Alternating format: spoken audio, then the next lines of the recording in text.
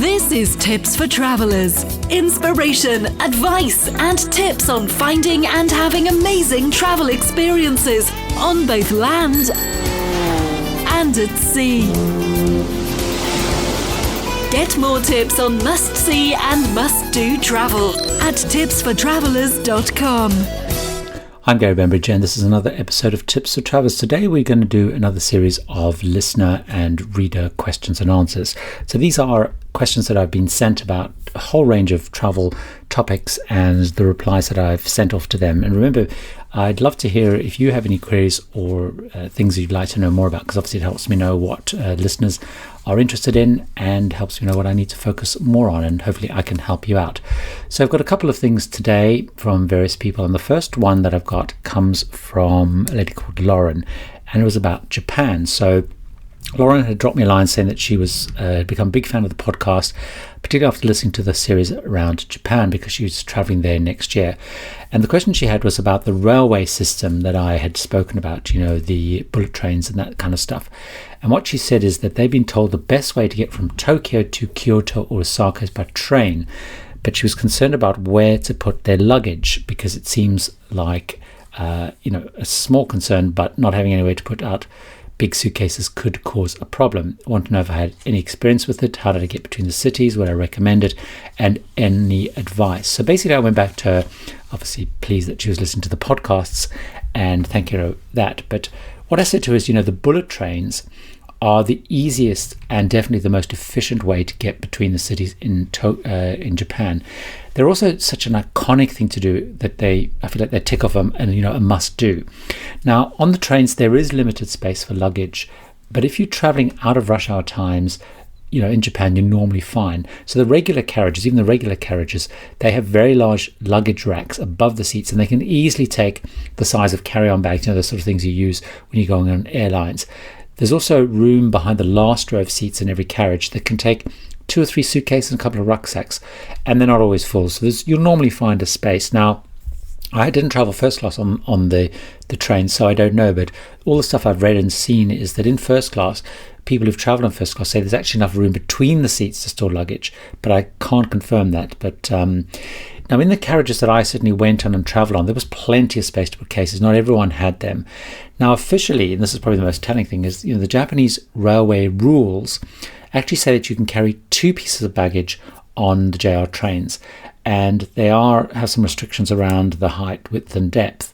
But basically, they need to weigh less than 30 kilograms per bag. So easily the sort of stuff that you can be taking on a flight. And of course, particularly most, if you're traveling business, you probably take 2 cases. If you're traveling normal coach or economy, you normally got 1 case, 23 kilograms, is what you're allowed. So it's probably what you're carrying, and you'll be able to put your hand luggage above you anyway. So there's generally a lot of space.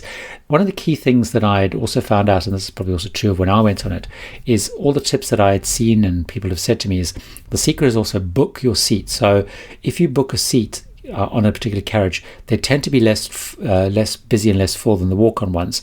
So you're more likely to have space to put your suitcases. If you're really, really worried about, taking suitcases, one of the things that I've found, and again, I haven't tried it, but I've seen it everywhere when I've looked at stuff in Japan, is there seems to be that Japanese like to have their luggage sent between the hotels. Maybe it means they don't have to carry them on the metros and all that kind of stuff. Now, it does seem relatively inexpensive, and in fact, I kept looking at the prices because it seemed almost too inexpensive, but you can have your cases sent, in fact, even between the airport and hotels. But there's a whole lot of series, and so what I'll do in the show notes to this one, I'll put the link, but if you just search, luggage between hotels in Japan, but even in japan-guide.com, there's a whole article about it, but there's a whole number of services that you can do, and generally in hotels, if you talk to hotels, they will normally be able to organise it for you, and surprisingly inexpensive. So I'd sent that off to Lauren, and she came back and was very pleased with that, actually mentioning that they were going to Japan for their honeymoon. So, of course, I wish them all the best for that. The next couple of questions are largely related to cruising, as on that sort of cruising topic. And I got a message from Carol talking about she was planning to cruise to Alaska, and not a very big experienced cruiser, had done an Alaska cruise many, many years ago with her late husband, and they'd had an inside room, and they didn't like an inside room. And actually, if you're going to Alaska, the scenery is amazing, so you probably don't want an inside room. This time, she was going to be traveling with her son, and she wanted a separate room. But of course, the problem with the separate room is if you've both got one person per room, is the cost goes up dramatically. So she wanted to know a couple of things. She wanted to know about Celebrity, because she'd seen quite a lot about Celebrity. They were come across quite premium, and she didn't see a lot of coverage by me on Celebrity, so she wanted to know my perspective on Celebrity. And then she also wanted to know if there was any way that I could suggest to her a way of getting the best price. How can she make sure that she's getting the really, really best price?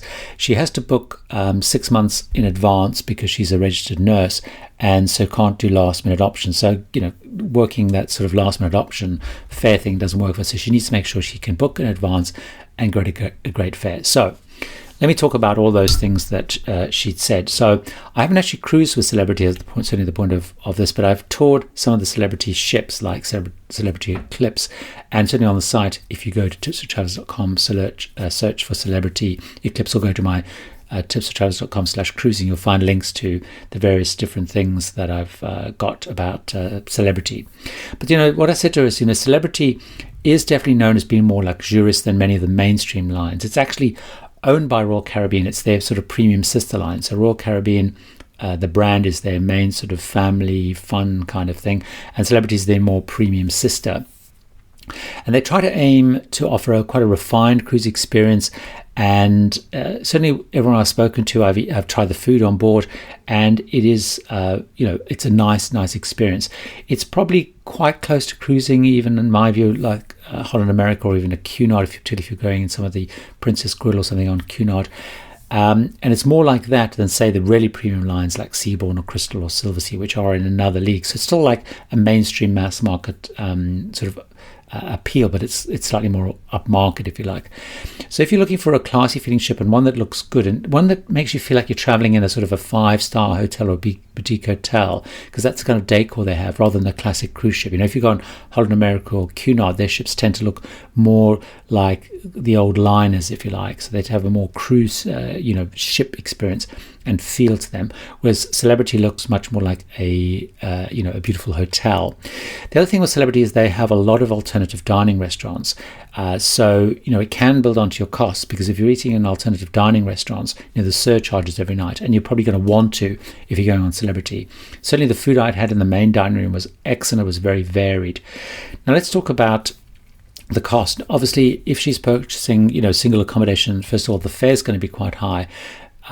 Anyway, because there's always a premium if you're traveling one in a cabin. And then, of course, you need to factor restaurants into budgeting. So it could be a relatively expensive way of going. You can obviously control costs by using their beverage drinks packages. Certainly, if you're traveling like she is with a sort of a teenage, late teen son, he'll probably appreciate Celebrity. It's probably going to be a bit more vibrant, a bit more lively. It does a slightly younger profile than perhaps some of the other lines like Princess and Holland America, which do a lot of Alaska.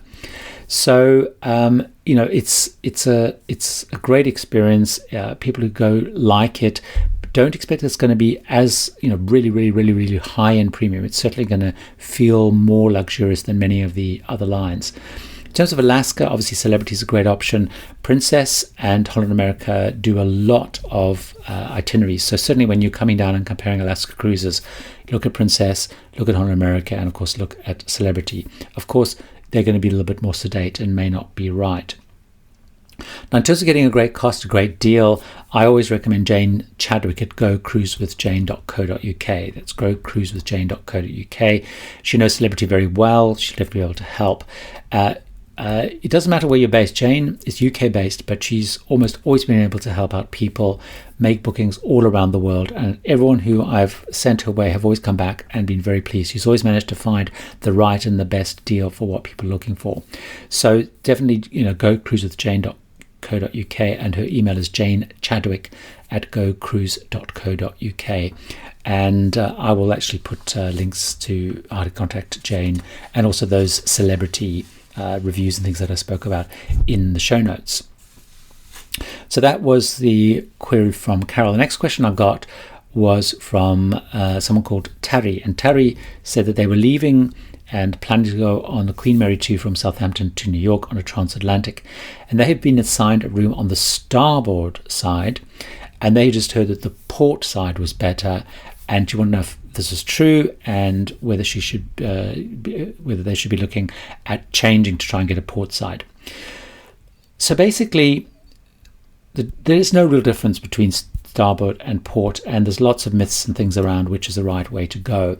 So the only advantage of a port side cabin, I'll explain. Port is the left hand. So if you're standing in a ship and you're looking towards the front of the ship, the bow, the pointy end, the left hand side of the ship is known as port, and the right hand side is known as starboard. And the way that I actually remember it is left is 4 letters and port is 4 letters. There's a much more complicated history around why it's called port, and it's all got to do with old ships and tillers and all that sort of stuff. You don't need to know that really. So the port side is the left hand side, starboard is the right hand side.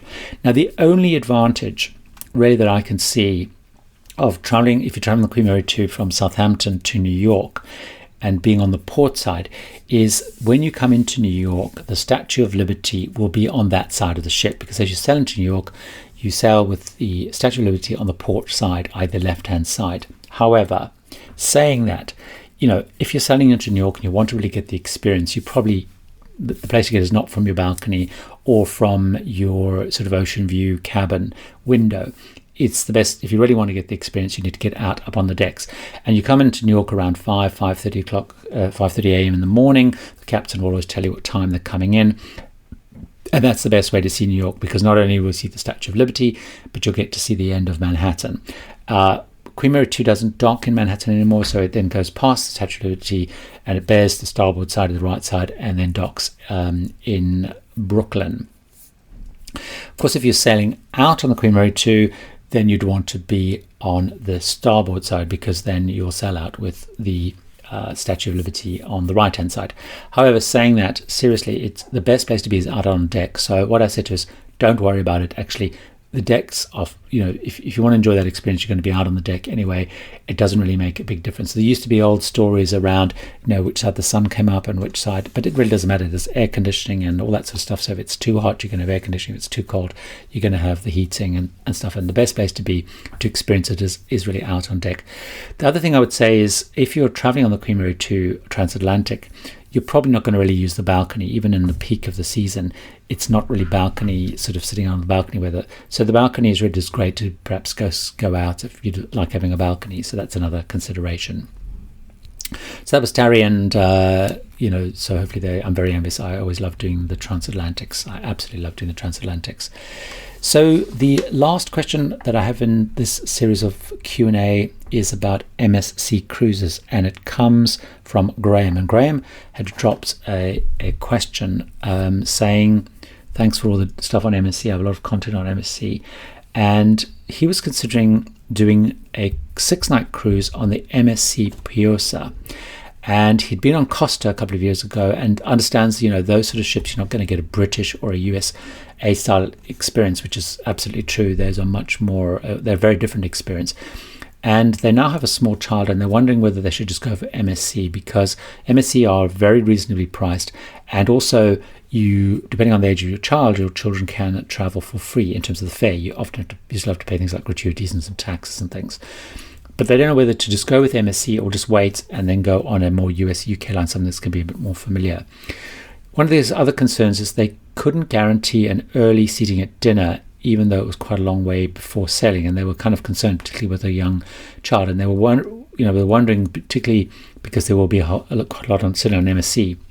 There'll be a lot of Italians and Spanish and that kind of people from continental Europe who generally like eating late. I wanted to know whether I'd ever noticed if it was easier to get first sitting, but knows that obviously on a lot of lines you get a long waiting list, and was kind of worried about that. Of course, there's lots of other options in MSC, like the buffet or great pizza. They have great pizza, but they do like to eat in the restaurant. Their kid is very well behaved and liked to eat in the restaurants. And also then wanted to know, obviously it's a multicultural thing, and the child is probably going to want to go to the kids club. Was language going to be a barrier? So quite a lot of things in there around MSC, traveling on multicultural, multilingual lines. And basically what I said is, I do, first of all, in my personal opinion, MSC Cruises is a much nicer and better cruise experience than Costa. I think between the two, MSC is streaks ahead. MSC is very family focused. They have a really great product. Particularly some of their newer ships are very beautiful and have lots of facilities. I think they have better entertainment, and they also have very good programs for children. They have some partnerships with things like Lego and Chico and brands like that.